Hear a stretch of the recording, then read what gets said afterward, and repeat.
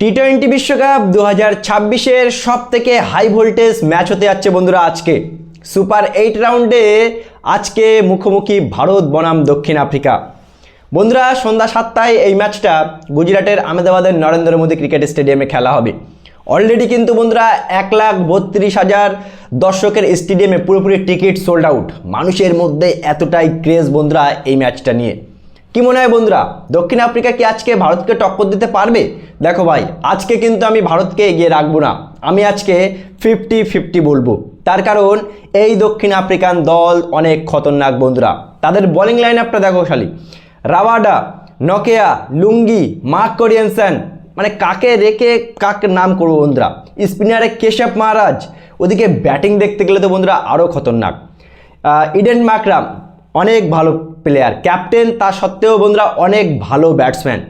Quinton de Kock সবসময় ভারতের বিপক্ষে ভালো খেলে। ওদিকে ব্রেভিস খতরনাক ভাই, রিকালটন, টিস্টেন স্টাফস, মার্ক কোরিয়েনসন। আজকে কিন্তু এই দক্ষিণ আফ্রিকাকে হারাতে গেলে 100% ক্রিকেটটা খেলতে হবে। আমাদের একটা টেনশন শুধু বন্ধুরা, যে আমাদের অভিষেক শর্মা অফ ফর্ম, পরপর 3টে ম্যাচে 0 করেছে, রান করতে পারছে না। আমাদের তিলক বর্মা ভালোভাবে ব্যাটিং করতে পারছে না 3 নম্বরে। সূর্যকুমার কখন রান করে কখন রান করতে পারে না বুঝতে পারছি না।